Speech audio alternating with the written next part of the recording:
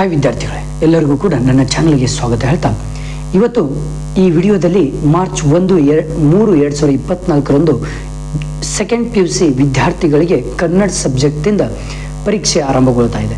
ನೀವು ಕನ್ನಡದಲ್ಲಿ ನೀವು ಔಟ್ ಆಫ್ ಔಟ್ ತಗೊಳ್ಬೇಕು ಅಂದರೆ ಈ ವಿಡಿಯೋ ನೀವು ನೋಡಲೇಬೇಕಾಗುತ್ತೆ. ಯಾಕಂದರೆ ಮೋಸ್ಟ್ ಇಂಪಾರ್ಟೆಂಟ್ ಪ್ರಶ್ನೆಗಳು ಈ ಒಂದು ವಿಡಿಯೋದಲ್ಲಿ ನಾನು ಕೊಡ್ತಾ ಇದ್ದೇನೆ.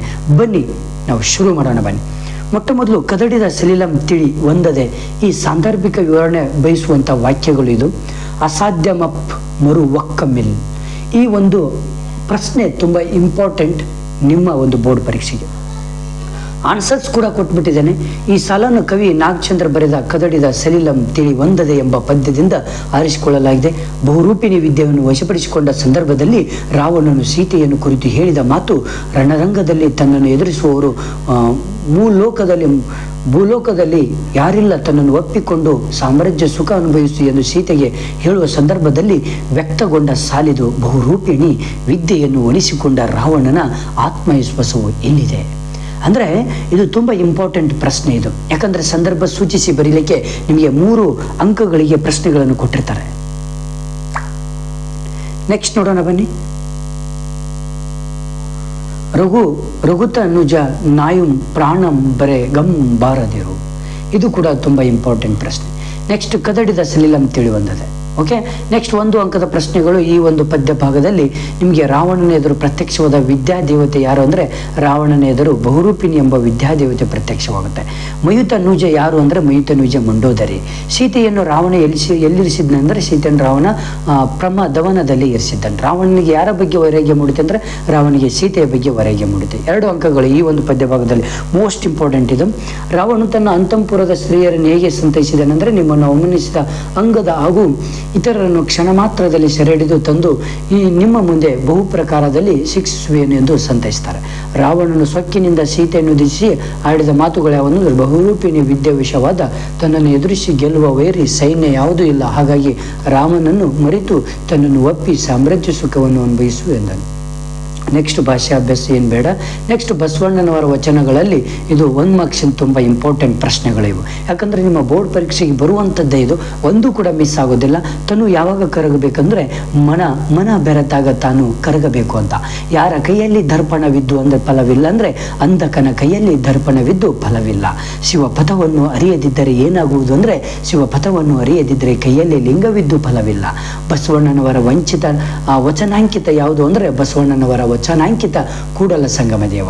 2 ಅಂಕಗಳ ಪ್ರಶ್ನೆಗಳು ಈ ಒಂದು ಭಾಗದಲ್ಲಿ ಯಾವುದು ಅಂದರೆ 3 ಅಂಕದ ಪ್ರಶ್ನೆಗಳು 2 ತುಂಬ ಇಂಪಾರ್ಟೆಂಟ್. ಮರ್ಕಟನ ಕೈಯಲ್ಲಿ ಮಾಣಿಕ್ಯವಿದ್ದು ಫಲವೇನು? ಇದು. ನೆಕ್ಸ್ಟ್ ಧರೆ ಎತ್ತಿ ಉರಿದರೆ ನಿಲ್ಲುಲು ಬಾರದು. ನೆಕ್ಸ್ಟ್ ಉರ್ಲಿಂಗ ಪೆದ್ದಿಯ ವಚನಗಳು. ಇದು ಒಂದು ಪಾಠದಲ್ಲಿ 1 ಅಂಕದ ಪ್ರಶ್ನೆಗಳು 1 ವಾಕ್ಯದಲ್ಲಿ ಉತ್ತರಿಸಿ. ಇದು ತುಂಬ ಇಂಪಾರ್ಟೆಂಟ್ ಪ್ರಶ್ನೆಗಳು. 2 ಅಂಕಗಳ ಪ್ರಶ್ನೆಗಳು ಕೂಡ ತುಂಬ ಇಂಪಾರ್ಟೆಂಟ್. ಇದು 3 ಅಂಕಗಳ ಪ್ರಶ್ನೆಗಳು ಇದು. ಓಕೆ, ನೆಕ್ಸ್ಟು ಇನ್ನು ಹುಟ್ಟದೆ ಇರಲಿ ನಾರಿ ಎನ್ನ ಓಲ್ ಕುಮಾರವ್ಯಾಸ ಬರೆದಂಥ 1 ಅಂಕದ ಪ್ರಶ್ನೆಗಳು ತುಂಬ ಇಂಪಾರ್ಟೆಂಟ್. ಧರ್ಮರಾಯನಿಗೆ ಎಂಥ ಗರ ಹೊಡೆದಿದೆ? ಧರ್ಮರಾಯನಿಗೆ ಧರ್ಮ ಕ್ಷಮೆಗಳ ಗರ ಹೊಡೆದಿದೆ. ಅಣ್ಣನಾಜ್ಞೆಯಲ್ಲಿ ಭ್ರಮಿತ ನಾದವನು ಯಾರು? ಅಣ್ಣನಾಜ್ಞೆಯಲ್ಲಿ ಭ್ರಮಿತ ನಾದವನು ಯಾರು ಅಂದರೆ ಅರ್ಜುನ. ರಾಜ್ಯಸಭೆ ಒಳಗೆ ದ್ರೌಪದಿಯನ್ನು ಒದೆದವರು ಯಾರು ಅಂದರೆ ಕೀಚಕ. 2 ಅಂಕದ ಪ್ರಶ್ನೆಗಳು ಈ ಒಂದು ಪದ್ಯಭಾಗದಲ್ಲಿ ಇಂಪಾರ್ಟೆಂಟ್. 3 ಪ್ರಶ್ನೆಗಳಿದ್ದಾವೆ. ನೆಕ್ಸ್ಟ್ 3 ಅಂಕಗಳ ಪ್ರಶ್ನೆಗಳಲ್ಲಿ ಎನ್ನವೋಲು ಮುನ್ನಾರು ನವೆದವರುಂಟು, ಕಲಿ ಭೀಮನೆ ಮಿಡುಕುಳ್ಳ ಗಂಡನು. ಇದು ಕೂಡ ತುಂಬ ಇಂಪಾರ್ಟೆಂಟ್. ನೆಕ್ಸ್ಟ್ ಪಗೆಯಂ ಬಾಲ್ಕನೆಂಬರೆ ಪುಲಿಗೇರಿ ಸೋಮನಾಥ್. ಇಲ್ಲಿ 1 ಅಂಕದ ಪ್ರಶ್ನೆಗಳಿವು. ಹಲವು ಹಳ್ಳಗಳು ಸೇರಿ ಏನಾಗುತ್ತದೆ ಅಂದರೆ ಹಲವು ಹಳ್ಳುಗಳು ಸೇರಿ ಸಮುದ್ರ ಹೋಗುತ್ತದೆ. ನಿಷ್ಪ್ರಯೋಜಕನಾದ ಮಗ ಯಾರು ಅಂದರೆ ತಂದೆ ತಾಯಿಗಳ ಮುಪ್ಪಿನಲ್ಲಿ ಸಹಾಯಕ್ಕೆ ಬಾರದವನು ನಿಷ್ಪ್ರಯೋಜಕನಾದ ಮಗ ಅಂತ ನಾವು ಹೇಳ್ಬೋದು. ವೀರನಾದವನು ಏನನ್ನು ಬಲ್ಲವನಾಗಿರಬೇಕೆಂದು ಸೋಮನಾಥನು ಹೇಳಿದ್ದಾನೆ ಅಂದರೆ ವೀರನಾದವನು ಇರಿಯಲು ಬಲ್ಲವನಾಗಿರಬೇಕೆಂದು ಸೋಮನಾಥನು ಹೇಳಿದ್ದಾನೆ. ಓಕೆ, 2 ಅಂಕಗಳ ಪ್ರಶ್ನೆಗಳು ಇವೆಯಲ್ಲ. ಓಕೆ, ನೆಕ್ಸ್ಟ್ 3 ಅಂಕಗಳ ಪ್ರಶ್ನೆಗಳು. ಕೆಲವೊಮ್ಮೆ ಬಲ್ಲವರಿಂದ ಕಲಿತು ಆಪತ್ತಿನೋಳು ಮಣಿದು ನೋಡದ ಬಂಧುವೆ ನನಕ್ಕೆ. ಇದು ಇಂಪಾರ್ಟೆಂಟ್ ಈ ಪ್ರಶ್ನೆಗಳು. ತುನವೇ ಪರ್ವತಲ್ಲವೇ. ಇದು 3ನೇದು ಕೂಡ ತುಂಬ ಇಂಪಾರ್ಟೆಂಟ್. ಚಿಕ್ಕದೆಂದಳ್ಕಿಯಂ ತೆಗೆಯಲ್ ಕಚ್ಚದೆ. ಇದು 4ನೇದು ಕೂಡ ತುಂಬ ಇಂಪಾರ್ಟೆಂಟ್. ಪಗೆಯಂ ಬಾಲ್ಕನೆಂಬರೆ 5ನೇ ಪ್ರಶ್ನೆ ಕೂಡ ತುಂಬ ಇಂಪಾರ್ಟೆಂಟ್. ನೆಕ್ಸ್ಟ್ ನೋಡೋಣ. ಜಾಲಿಯ ಮರದಂತೆ ಪುರಂದರದಾಸರು ಬರೆದಂಥ ಒಂದು ಪದ್ಯ ಬಾಗಿದು. 1 ಅಂಕದ ಪ್ರಶ್ನೆಗಳು ಯಾರಿಗೆ ನೆರಳು ಸಿಗುವುದಿಲ್ಲ. ಬಿಸಿಲಲ್ಲಿ ಬಳಲಿ ಬಂದವರಿಗೆ ನೆರಳು ಸಿಗುವುದಿಲ್ಲ. ಜಾಲಿಯ ಮುಳ್ಳು ಹೇಗೆ ಆವರಿಸಿರುತ್ತದೆ ಅಂದರೆ ಮೂಲಾಗ್ರ ಪರ್ಯಂತರ ಜಾಲಿಯ ಮುಳ್ಳು ಆವರಿಸಿರುತ್ತದೆ. ತತ್ವಜ್ಞಾನವನ್ನು ಕೇಳಿದವರು ಯಾರು ಅಂದರೆ ತತ್ವಜ್ಞಾನವನ್ನು ಕೇಳಿದವರು ಘೋರ ಪಾಪಿಗಳು. ದುರ್ಗಂಧ ಬಿಡದಿರುವುದು ಯಾವುದು? ಊರ ಹಂದಿ ದುರ್ಗಂಧ ಬಿಡುವುದಿಲ್ಲ. 2 ಅಂಕಗಳ ಪ್ರಶ್ನೆಗಳು ಈ ಒಂದು ಭಾಗದಲ್ಲಿ. ಯಾರಿಗೆ ಷಡ್ರಸಾನಕ್ಕೆ ವಿಕ್ಕಿ ಪ್ರಯೋಜನವಿಲ್ಲ ಏಕೆ? ಊರ ಹಂದಿಗೆ ಷಡ್ರಸ್ನ ವಿಕ್ಕಿ ಪ್ರಯೋಜನವಿಲ್ಲ ಏಕೆಂದರೆ ಅದು ನಾರುವ ದುರ್ಗಂಧವನ್ನು ಬಿಡುವುದಿಲ್ಲ. ಯಾರಿಗೆ ತತ್ವಜ್ಞಾನ ಹೇಳಿ ಪ್ರಯೋಜನವಿಲ್ಲ ಅಂತ ಈ ಇಂಪಾರ್ಟೆಂಟ್ ಕ್ವಶನ್ಸ್ಗಳು ಈ ಒಂದು ಭಾಗದಲ್ಲಿ. 3 ಅಂಕಗಳ ಪ್ರಶ್ನೆಗಳು ಇಲ್ಲಿದೆ ನೋಡಿ. ಕುಸುಮ ವಾಸನೆ ಇಲ್ಲ, ಕೂಡಲು ಸ್ಥಳವಿಲ್ಲ, ಭಿನ್ನಾಣದ ಮಾತಿಗೆ ಕೊನೆಯಿಲ್ಲ. ಇದು ಎಲ್ಲ ಆನ್ಸರ್ಸ್ ಕೂಡ ಕೊಟ್ಟಿದ್ದೀನಿ ನೋಡಿ. ವ್ಯಾಕರಣ ವಿಭಾಗ ಇವೆಲ್ಲವೂ ಕೂಡ ವ್ಯಾಕರಣ ವಿಭಾಗ. ನೆಕ್ಸ್ಟ್ ಹಬ್ಬಲಿ ಅವರ ರಸಬಳೆ, ಈ ಒಂದು ಭಾಗದಿಂದ ಬರುವಂಥ ಮೋಸ್ಟ್ ಇಂಪಾರ್ಟೆಂಟ್ ಪ್ರಶ್ನೆಗಳಿವು. ಓಕೆ ನೋಡಿ, 1 ಮಾರ್ಕ್ಸಿಂದು ಇದು 2 ಅಂಕಗಳ ಪ್ರಶ್ನೆಗಳು. ಓಕೆ, ನೆಕ್ಸ್ಟ್ 3 ಅಂಕಗಳ ಪ್ರಶ್ನೆಗಳು ಇಲ್ಲಿದೆ. ಇವು 2 ತುಂಬ ಇಂಪಾರ್ಟೆಂಟು. ಜ್ಯೋತಿ ನಿನ್ನ ಹೋಲಾರ, ಹಬ್ಬಲಿ ಅವರ ರಸಬಳಿ ಆನ್ಸರ್ಸ್ ಕೂಡ ಕೊಟ್ಬಿಟ್ಟಿದೆ. ನೆಕ್ಸ್ಟ್ ನೋಡೋಣ ಬನ್ನಿ. ನಾನರ್ಥ ಏನು ಬೇಡ. ಬೆಳಗು ಜಾವ, ದ.ರಾ. ಬೇಂದ್ರೆ ಅವರು ಬರೆದಂತಹ ಒಂದು ಭಾಗ ಇದು. ಬೇಟೆಗಾರ ಯಾರು? ಬೆಳಕೆ ಬೇಟೆಗಾರ. ಉಸಿನಿದ್ದೆ ಸಾಕು ಎಂದು ಕವಿ ಯಾರಿಗೆ ಹೇಳುತ್ತಾರೆ ಅಂದರೆ ಉಸಿನಿದ್ದೆ ಸಾಕು ಎಂದು ಮಲಗಿ ನಿರ್ಧರಿಸುತ್ತಿರುವ ಎಳೆಯರಿಗೆ ಹೇಳುತ್ತಾರೆ.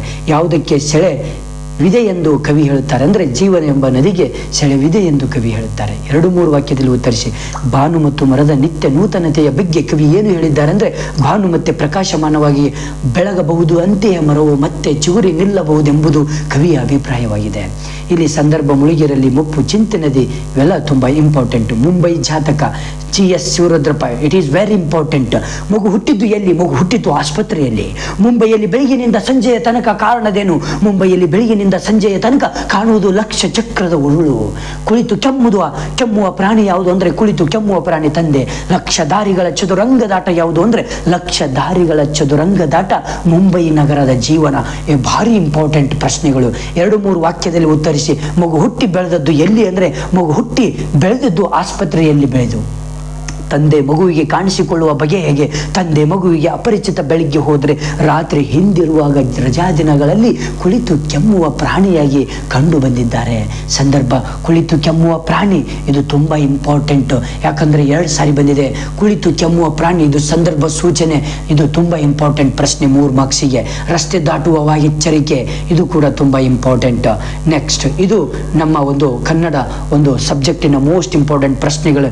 ಈ ಒಂದು ಪ್ರಶ್ನೆ ಪತ್ರಿಕೆಗಳಲ್ಲಿ ಮಿನಿಮಮ್ 35ರಿಂದ 40 ಮಾರ್ಕ್ಸಿನ ಪ್ರಶ್ನೆಗಳು ಬರ್ತವೆ. Okay, thank you friends, thank you.